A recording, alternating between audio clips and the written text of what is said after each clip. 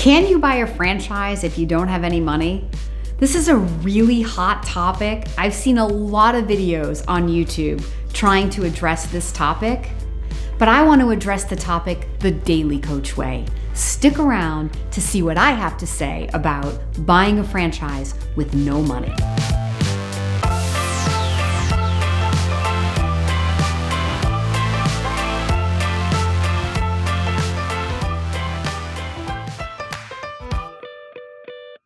How to buy a franchise if you don't have any money? Seriously? Can you buy anything in life if you don't have any money? Let's see, you could buy something with credit, you could offer a handshake, you could maybe give sweat equity in exchange for ownership, but these methods don't really work in franchising. A franchise is an investment, and sadly, it takes money to make money. But don't let me discourage you 1 minute into the video. Let me explain what your money buys and what the different qualifiers in a franchise are, because there are ways to finance a franchise investment. It doesn't have to be good old cold hard cash. Most franchisors are looking for two things. They're looking for liquid assets and net worth. So when we talk about liquid assets, it's a little bit different from how the rest of the world might define a liquid asset.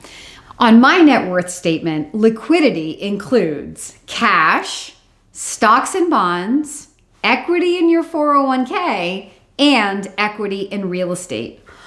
When we calculate someone's net worth, we're including cash, stocks and bonds, equity in your 401k, equity in real estate that you own, as well as other investments. We might be including life insurance cash value. So all of the assets that you have, but then we're subtracting any liabilities, so any debt that you have against any assets. And that would calculate your approximate net worth. So why do franchisors need to know how liquid you are and what your net worth is? Well, because even if you are going to get a bank loan, the bank will typically require the first 20 or 30% in cash from you.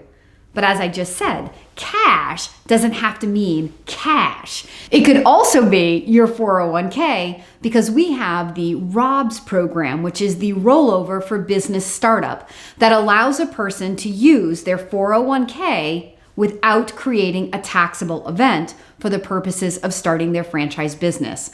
I certainly have created other videos where I talk about and talk to lending experts who explain what the ROBS program is. There are a couple of reasons why a franchisor may be asking for your net worth. The first one, quite simply, is because they want to make sure that they are awarding a franchise to someone who can afford it. They don't want you putting everything you have into the startup of the business with nothing behind it, because God forbid it take you longer to cash flow than you expect. You can't take water from a stone. You've got to have more financial assets behind you. Sometimes franchisors want to know what your net worth is because there are qualifiers by the landlords for the type of real estate that a particular franchise will require. And if the franchisor is going to get in there and try to beat up that landlord for some really good terms, tenant improvement money, or a few months of free rent, by bringing people who are more than financially qualified by virtue of their net worth, it gives them the leverage that they need to help get that lease for you. So it takes money to make money. Liquidity and net worth are both important.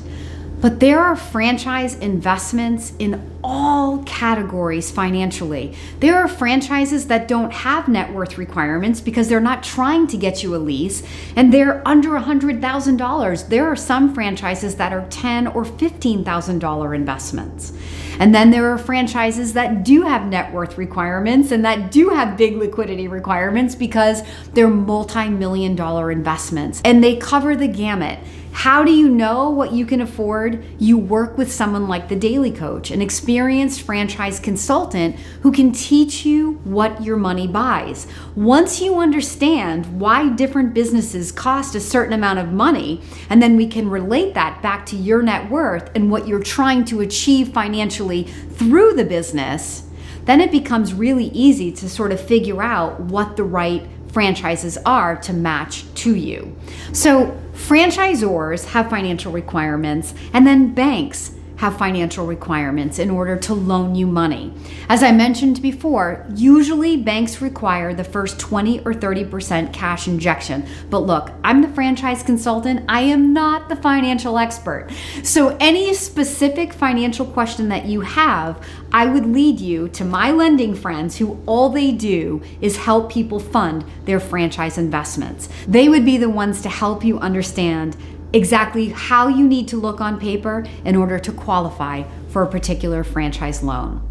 Look, I would love to tell you that if you have the dream and you have the heart and you have the energy, that a franchisor will take a chance on you, but it's just not reality.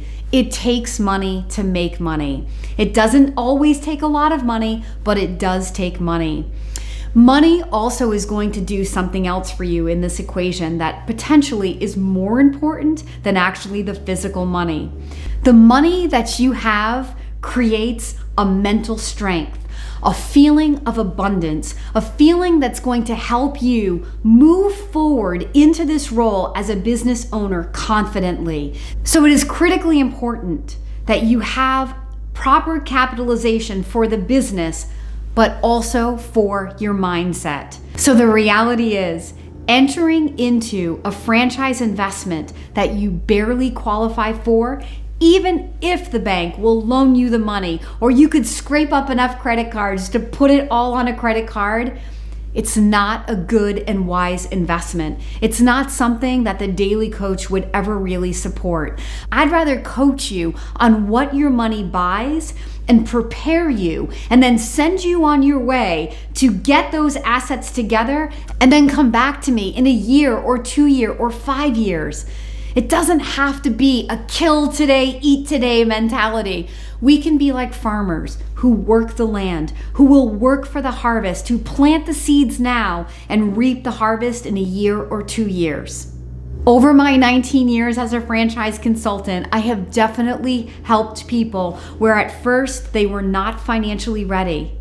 But I shared with them what I'm sharing with you in this video, but in greater detail, exactly what they would need to be ready. And then they've come back to me when they felt they were ready and have gone on to find the franchise of their future.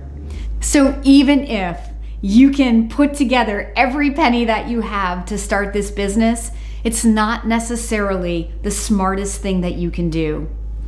To learn more about how to qualify for a franchise investment or what the assets that you have today would qualify you for, please reach out directly to me. I would love to be your daily coach, helping you to put the pieces of this together financially. Please leave a comment below or reach directly out. And as always, if you've enjoyed this video and you want to see more, don't forget to like, subscribe, and ring that notification bell.